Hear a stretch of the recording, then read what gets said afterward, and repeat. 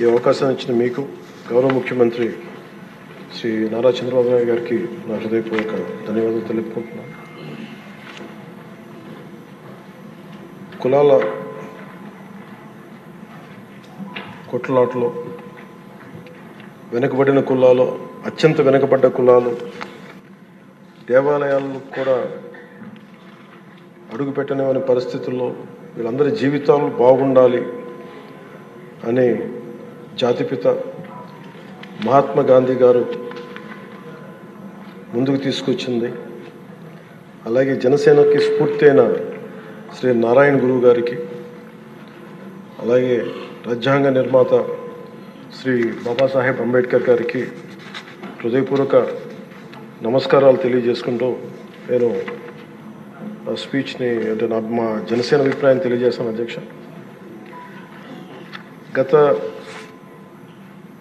2 దశాబ్దాలుగా ప్రత్యేకించి ఇంకా స్పష్టంగా చెప్పాలంటే 2004 నుంచి చాలా దళిత మేధావులతోటి, చాలామంది దళిత కార్యకర్తలతోటి, అటు మాల మాదిగ ఉపకులాలు కావచ్చు, అన్ని రకాలుగా చాలామంది మేధావులతోటి చర్చల్లో పాల్గొన్నవాడిని. అధ్యక్ష, వారు నన్ను మనస్ఫూర్తిగా ఆహ్వానించారు.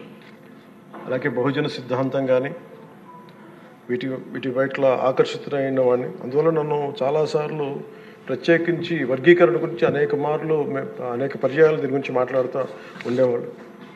నాకు తెలిసిన అనేక మంది మేధావుల్లో ఒకరు, చాలా కీలకమైన వ్యక్తి, central university professor Shri Nimmaladinna Sudhakar గారు. అలాగే మాల మాదిగ ఐక్యత కోసం కలిసి ఉండాలి కానీ వర్గీకరణ జరగాలని కోరుకునే కళాకారుడు, కవి మాస్టర్జీ గారు. అంటే ఎలాంటి వ్యక్తులను నేను కలుసుకున్నానంటే, ఆయన మాదిగ కులస్తులు అయింది కూడా ఆయన మాల కులానికి చెందిన, ఆంధ్రాకి చెందిన మాల కులానికి చెందిన వ్యక్తిని పెళ్లి చేసుకొని మాల మాదిగ ఐక్యత ఉండాలి కానీ వర్గీకరణ జరగాలని ఇలాంటి ఎన్నో ఆర్గ్యుమెంట్స్, ఎన్నో రకాల అభిప్రాయాలు ఉన్నాయి. వీటన్నిటి మధ్యలో మేము ఒక బలంగా దీన్ని తీసుకున్నాం. అధ్యక్ష, ప్రత్యేకించి రిజర్వేషన్స్ కానీ చాలా డిస్కషన్స్ ఉండేవి ఆ టైంలో. ప్రత్యేకించి మన వర్గీకరణ గురించి, అలాగే క్రీమీ లేయర్ గురించి, అలాగే ఇంకా కులం గుర్తింపు లేని కులాలు, బేడా బుడగ జంగాల గురించి, రెల్లి కులస్తుల గురించి అనేక మార్లు చాలా విస్తారమైన చర్చలు ఉండేవి. అధ్యక్ష, కానీ ప్రత్యేకించి ముఖ్యంగా అంటే ఉదాహరణకి దళితుల్లో ఎలాంటి గొప్ప మేధావులను కలుసుకున్న నిమ్మలదిన్న సుధాకర్ గారు, వారు చెప్పింది, ఆయన స్వతహాగా దళిత కులానికి చెందిన మాల కులస్తులు అయింది కూడా అసలు దళితుల కంటే వెనుకబడ్డ యానాదుల కులం గురించి ఆయన రీసెర్చ్ చేసి వారికి నిలబడాలి అని చెప్పి చాలా ముందుకు తీసుకెళ్లే వ్యక్తి. అధ్యక్ష, అలాంటి ఎంతోమంది చాలా ఉన్నతంగా ఆలోచించి నేను దళిత కులస్తులని, దళిత మేధావులతో నేను కలిసి వచ్చిన వాడిని, వారితో నడిచిన వాడిని. ప్రత్యేకించి ఈ రోజున వర్గీకరణకు సంబంధించి దీనికి మనస్ఫూర్తిగా ఈ స్థాయి దాకా వచ్చింది అంటే, ఒకళ్ళు మందకృష్ణ మాదిగ గారు అయితే దాన్ని ముందుకు తీసుకెళ్లిన వ్యక్తి శ్రీ నారా చంద్రబాబు నాయుడు గారు. అధ్యక్ష,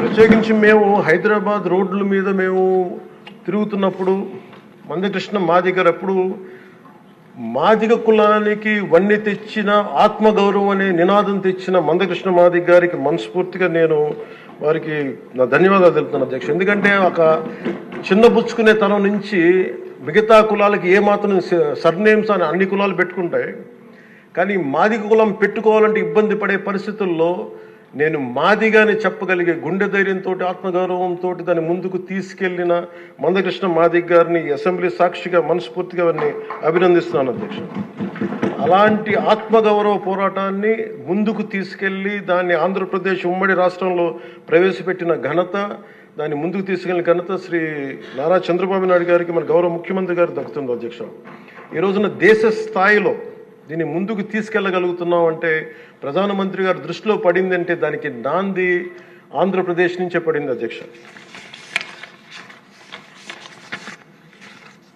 మేజర్గా మాకు అప్పుడు నేను ఇలా దళిత మేధావులతో అందరితో మాట్లాడుతున్నప్పుడు, ఇది వర్గీకరణ మాల కులస్తులను తగ్గించి మాల కులస్తులకి అన్యాయం జరుగుద్దని చాలా 2 వర్గాల వారు కూర్చొని మాట్లాడుకునేవాళ్ళు. అధ్యక్ష, ఆ టైంలో నాకు వినిపించిన ఆర్గ్యుమెంట్స్ అధ్యక్ష, ఉదాహరణకి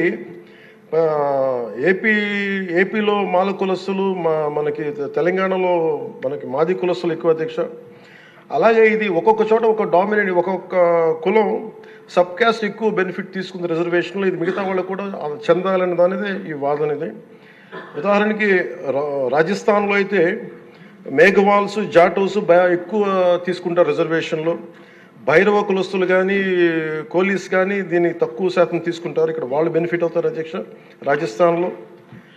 అలాగే మనకి ఉదాహరణకి పంజాబ్లో అయితే రవిదస్య, ముఖ్యంగా చెప్పాలంటే అక్కడ మన మాదిగ కులస్తులతో సమానం చమార్ కాస్ట్, వాళ్ళు ఎక్కువ బెనిఫిట్ తీసుకుంటారు అధ్యక్ష. కానీ అక్కడ ఈ రోజున మేజర్ భాగం దీనివల్ల బెనిఫిట్ అయితే అక్కడ బాల్మీకిలు, మజాబీ సిక్కులు, ఇలాగ అనేక విభిన్నంగా ఒక్కొక్క చోట ఉన్న ఈ డామినెన్స్ కావచ్చు, లేదంటే ఎక్కువ శాతం తీసుకోవడం కావచ్చు, ఇట్స్ అ బ్యాలెన్సింగ్ యాక్ట్ అధ్యక్ష.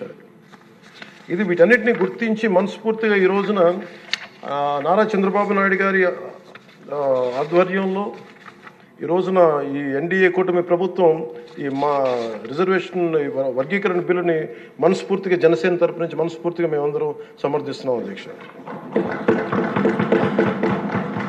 ప్రత్యేకించి నేను మొన్న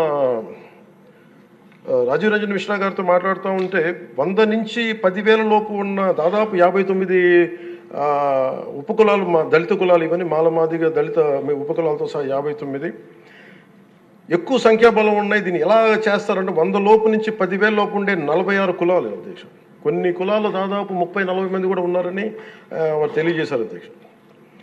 అలాగే ఈ సైంటిఫికలీ ఎనలైజ్డ్ ఎంపిరికల్ డేటాని 4 నెలల వ్యవధిలో గౌరవ ముఖ్యమంత్రి గారు బాధ్యత తీసుకొని మంత్రివర్గంతో ఒక కమిటీని ఏర్పాటు చేసి 1 మ్యాన్ కమిషన్ గారు శ్రీ రాజీవ్ రంజన్ మిశ్రా గారి ఆధ్వర్యంలో నవంబర్లో మొదలై మార్చి 4 నెలల వ్యవధిలో దీన్ని డేటానంతా సైంటిఫిక్గా అనలైజ్ చేసి ఎంపిరికల్ డేటాని విద్యా, సామాజిక, ఆర్థిక, రాజకీయ, అంతర్గత వెనుకబాటుతనాన్ని వారు మూడుగా విభజించిన విధానం చాలా అద్భుతంగా ఉంది అధ్యక్ష. ఇది అందరికీ మేలు చేస్తూనే కోరుకుంటున్నాను. మందకృష్ణ గారు వర్గీకరణ ఉద్యమానికి ఆద్యులు. మందకృష్ణ గారు వర్గీకరణ ఉద్యమానికి ఆద్యుడు, వర్గీకరణ సాధన పోరాట సమితి యోధుడు అధ్యక్ష మందకృష్ణ గారు. నారా చంద్రబాబు గారు సైబరాబాద్ సృష్టికర్తే కాదు, వర్గీకరణ రూపకర్త కూడా. శ్రీ మోదీ గారు నయా భారత్ నిర్మాతే కాదు, వర్గీకరణ ఫలప్రదాత కూడా. అందుకని మనస్ఫూర్తిగా ఈ వర్గీకరణ బిల్లుని ముందుకు తీసుకెళ్లి దీనిని ఆంధ్రప్రదేశ్ అసెంబ్లీలో ఈరోజు ప్రవేశపెట్టినందుకు మనస్ఫూర్తిగా ముఖ్యమంత్రి గారికి, అందరికీ, మంత్రివర్గానికి, సభ్యులందరికీ మనస్ఫూర్తిగా ధన్యవాదాలు తెలుపుకుంటూ స్పీకర్ గారికి నా హృదయపూర్వక ధన్యవాదాలు తెలియజేస్తున్నాను అధ్యక్ష.